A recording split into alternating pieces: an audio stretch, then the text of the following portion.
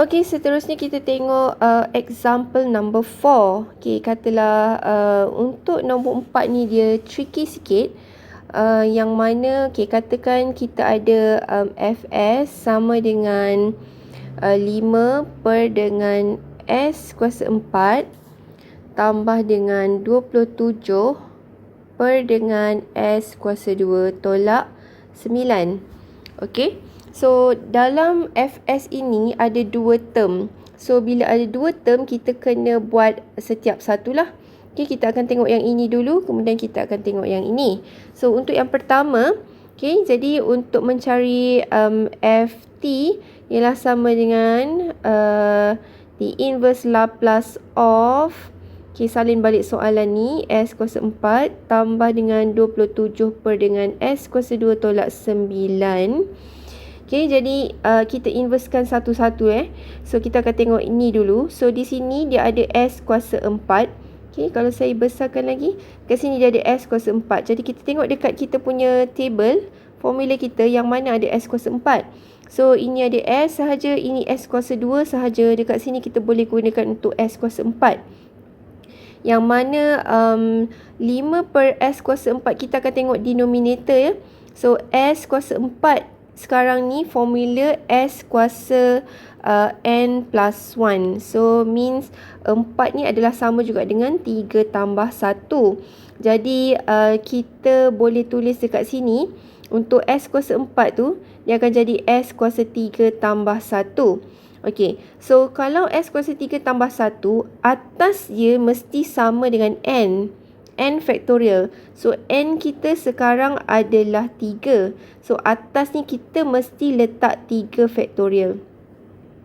Okey, masalahnya sekarang 3 factorial ni adalah sama dengan 6. Okey, sedangkan kita ada 5 dekat sini. So, apa kita buat? 5 ni kita boleh keluarkan dahulu. Okey, kita boleh keluarkan dahulu. So, yang dalam ni kita boleh kurungkan.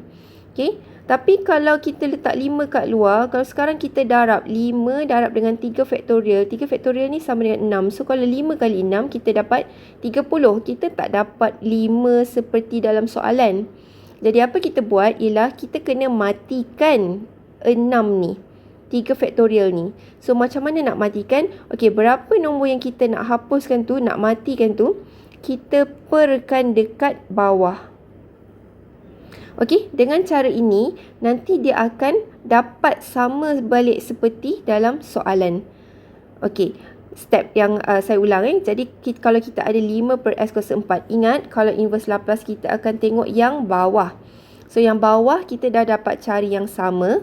Okey, seperti dalam table. Okey, tapi kita kena ikut formula ni. Kalau dekat sini N plus 1, atas kena sama dengan N. So, N ini mesti sama.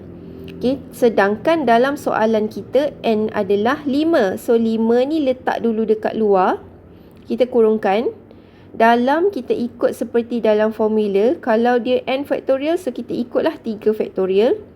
Okay, tapi 3 factorial ni kita kena matikan balik.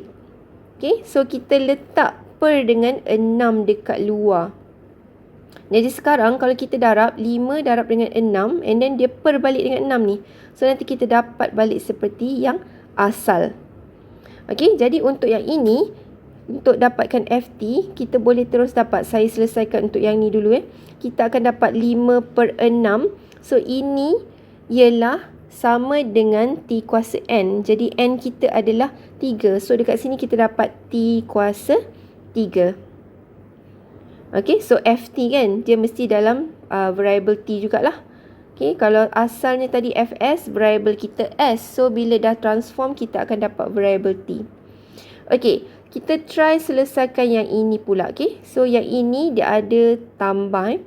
Jadi, kita akan tengok yang bawah, S kuasa 2 tolak 9. Ini sama macam soalan tadi. S kuasa 2 tolak. So, dekat formula, kita cari yang sama. Atas dia kita pilih sama ada yang nombor ataupun yang ada sebutan S. So, sekarang kita punya ni nombor. Jadi, kita akan tengok nombor lah, omega. Okay, jadi kita akan tengok formula untuk sin omega T. Okay, problem dia sekarang, dia mesti omega dengan omega. So, kalaulah 27 per dengan S kuasa 2 tolak 9 ni, Okay, ini adalah kalau saya buat anak panah sikit dekat hujung ni. So, 27 per S kuasa 2 tolak 9. Bawah ni adalah sama dengan S kuasa 2 tolak 3 kuasa 2. So, kalau sini 3 kuasa 2, atas mesti sama dengan 3. Okay, dia mesti sama. So, macam mana kita nak buat dengan 27 ni? Okay, jadi 27 ni, kita boleh, kalau nak keluarkan semua pun boleh.